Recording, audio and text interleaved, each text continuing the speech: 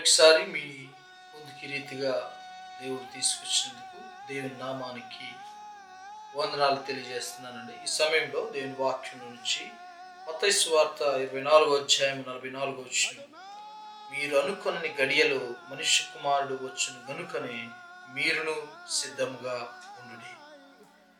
యేసు ప్రభు వారు ఈ మాట తన శిష్యులతోనూ అక్కడ చేరి ఉన్న సమస్త ప్రజలతోనూ పలుకుతూ వస్తున్నారు. ఈ దినంలో కూడా ఈ మాట మనకు వర్తిస్తుంది. 2000 సంవత్సరాల క్రితం ఈ మాట యేసు ప్రభు వారు పలికినప్పటికీ ఇగో ఈ దినం వరకు కూడా ఆయన యొక్క రెండవ రాకడ ఆలస్యం అని మనం అనుకుంటున్నాం. కానీ వాక్యంలో ఈ రీతిగా ఉంది. ఒక దినము ఆయన దృష్టిలో 1000 సంవత్సరాలు సమానం. 1000 సంవత్సరాలు ఒక దినముతో సమానం. మరి ఆయన లెక్కల్లో, ఆయన ప్రణాళికలో ఆయన రాకడ సిద్ధంగా ఉంది. మనమైతే సిద్ధంగా ఉన్నామా లేదా అని మనం పరీక్షించుకునే దినాలు ఇవి. ఏమాత్రం ఆలస్యం చేయకుండా, ఏమాత్రం నిర్లక్ష్యం చేయకుండా మనం పరీక్షించుకుంటూ మనం సిద్ధపాటు దినాలుగా మనం లెక్కించాలి. ఈ మధ్య కాలంలో ఆంధ్రప్రదేశ్లో విజయవాడ, ఖమ్మం ప్రాంతాల్లో జలప్రళయము అనేది వచ్చి ఎంతోమంది నిరాశ్రితులైపోయారు, తమ ఆస్తులను కోల్పోయారు, అనేకులు ప్రాణాలు కూడా కోల్పోయారు. ఒకసారి మనం ప్రపంచంలో జరుగుతున్న ఈ భౌగోళిక పరిస్థితులను బట్టి ప్రపంచంలో మనుషుల మీదకి ఏ రీతిగా చెలరేగిపోతున్నారో, యుద్ధాలు ఏ రీతిగా జరుగుతూ వస్తున్నాయో దేశాల మీద, అన్నింటిని గుర్తు చేసుకుని మరీ భయంతో వణుకుతో సిద్ధంగా ఉండాలి, సిద్ధపాటు కలిగి ఉండాలి. ఎందుకంటే మీరు అనుకోని గడియలో మనుష్య కుమారుడు వచ్చును. మనం అనుకోని గడియలో ఆయన వస్తాడు. ఆయన వచ్చే ఆ సమయాల్లో జల ప్రయాణానికి ముందు, నోవాహు ఓడలోనికి వెళ్ళక ముందు ఏ రీతిగా దినాలున్నాయో అలాగనే ఉంటాయని వాక్యం చెబుతూ వస్తుంది. అక్కడక్కడ కరువు, యుద్ధం, మనుషుల మీదకి మనుషులు యుద్ధాలు చేసుకుంటారు, రాజ్యం మీదకి రాజ్యం యుద్ధాలు చేసుకుంటారు. ఆ సమయంలో ఇద్దరు పొలంలో ఉంటారంట. ఒకడు తీసుకొని పోబడును, ఒకడు విడిచిపెట్టబడును. ఇద్దరు స్త్రీలు తిరగలు విసురుతూ ఉంటారంట. ఒక ఆవిడ ఎత్తుకొని పోబడుతుంది, ఒక ఆవిడ విడిచిపెట్టబడుతుంది. విడిచిపెట్టబడబడిన వారికి శ్రమ, ఎటువంటి శ్రమ అంటే లోక ఆరంభము నుండి, లోకము ప్రారంభించబడి నుండి ఇప్పటి వరకు అట్టి శ్రమ కలుగలేదు, ఇక ఎప్పుడు కలగబోదు. ఆ దినములు తక్కువ చేయబడపోనని ఏ శరీరం తప్పించుకోను. ఆ దినాలు ఒకవేళ తక్కువ చేయబడకపోతే ఏ శరీరం కూడా తప్పించుకోను. ఏర్పరచబడిన వారి నిమిత్తం ఆ దినములు తక్కువ చేయబడను అంట. మన దేవుడు ఏర్పాటు చేసుకున్నాడు. మనము ఒకవేళ విడిచిపెట్టబడితే, ఆయన రెండవ రాకడలో ఈ భూమి మీద మనం విడిచిపెట్టబడితే, మన జీవితంలో కానీ, మన పూర్వీకుల జీవితాల్లో కానీ, లోకము ప్రారంభించినది మొదలుకొని ఈ దినం వరకు రాబోయే యుగాలలో కూడా అటువంటి శ్రమ, ఆ శ్రమను వర్ణించలేనిది. ఇంతవరకు చరిత్రలో మనం చూస్తే గనక ఎంతటి కరువు వచ్చిందంటే సొంత కుమార్తెను చంపుకొని తిన్నటువంటి స్థితి,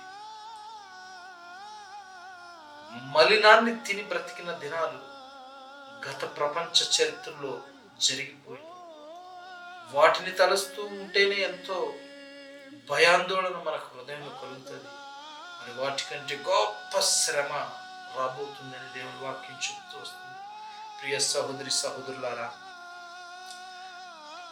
మనము ఎవ్వరము కూడా అనుకోనని గడియలో మనుష్య కుమారుడు వస్తాడని వాక్యం చెబుతూ వస్తుంది.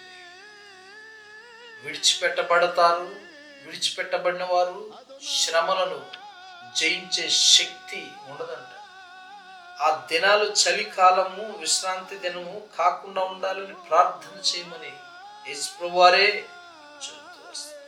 ఎంత ఘోరమైన పరిస్థితి. చెప్తూ ఆయన నోవాహు దినాలను జ్ఞాపకం చేసుకున్నాడు.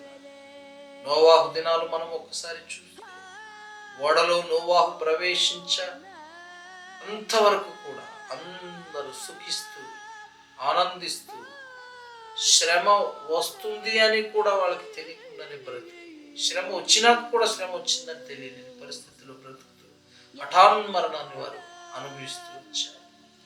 భూమి మీద నరమాత్రులు లేకుండా దేవుడు ఆ దినాన్న 40 రాత్రులు 40 పగళ్ళు ఆకాశపు తూములు, భూమిలో నుంచి నీళ్లు, ఆకాశంలో నుంచి నీళ్లు ఈ భూమి మీద కురిపించారు.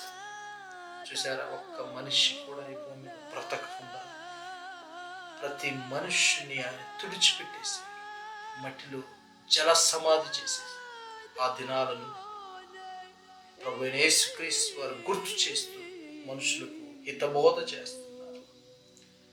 మీరు సిద్ధంగా ఉండండి, మీరు సిద్ధంగా ఉండండి అని చెప్తూ వస్తున్నారు. ఎందుకంటే ప్రియ సహోదరి సహోదరులారా, ఆ దినాన్న వేళ మనం గమనించుకున్నట్లయితే 1 తెస్సలోనికీయులు రాసిన పత్రిక 4వ అధ్యాయం 16-17 వచనాలు, ఆర్భాటముతోను ప్రధాన దూత శబ్దముతోను దేవుని బూరతోను పరలోకము నుండి ప్రభువు దిగి వచ్చును. క్రీస్తునందుండి మృతులైన వారు మొదట లేతురు, ఆ మీదట సజీవులమై నిలిచిండు మనము వారితో కూడా ఏకముగా ప్రభువును ఎదుర్కొన్నట్టుకు ఆకాశ మండలమునకు మేఘముల మీద కొనిపోకూడదు. కాగా మనము సదాకాలము ప్రభువుతో కూడా ఉందుము. కాబట్టి మీరు ఈ మాటల చేత ఒకరిని ఒకడు ఆదరించుకోండి. నేటి సంఘాలలో, నేటి క్రైస్తవ సమాజంలో, నేటి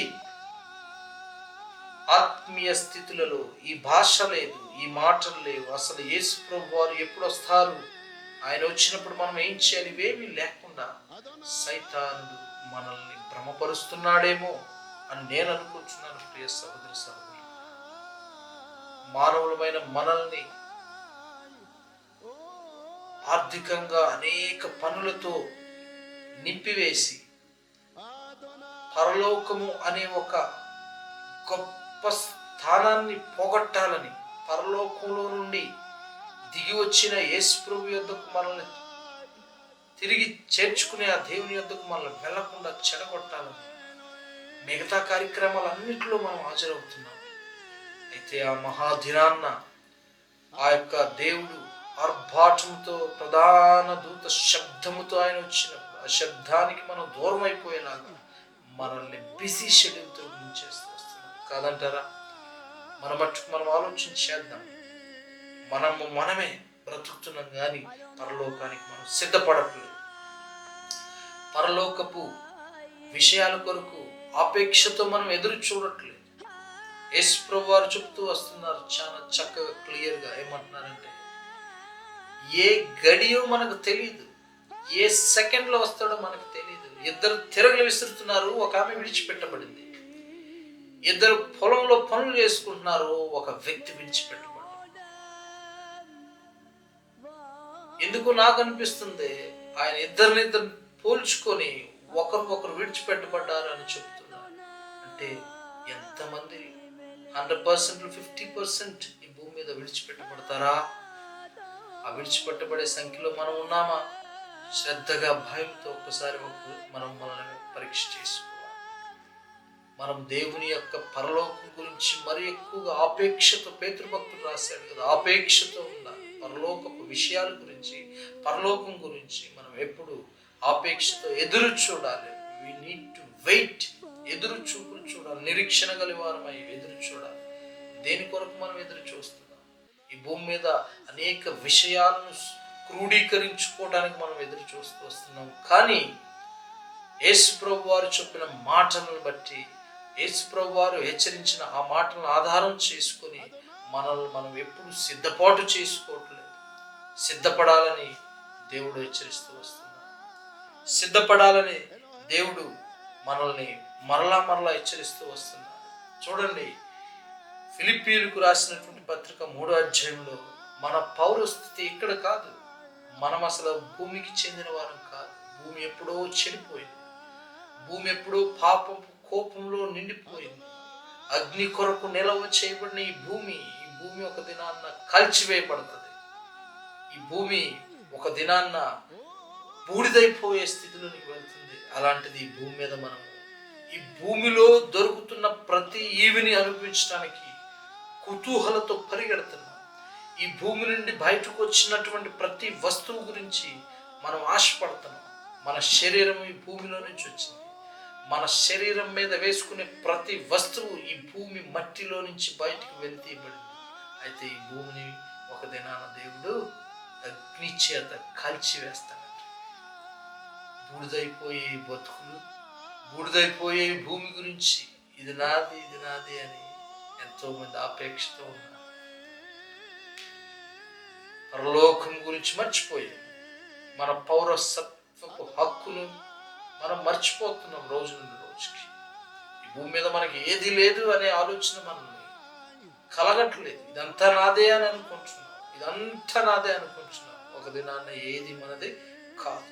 కనుక ప్రియ సహోదరి సహోదరులారా, యేసు ప్రభువారు చెప్తున్నారు, మనుష్య కుమారుడు వచ్చి గడియ ఎవ్వడు ఎరుగడు.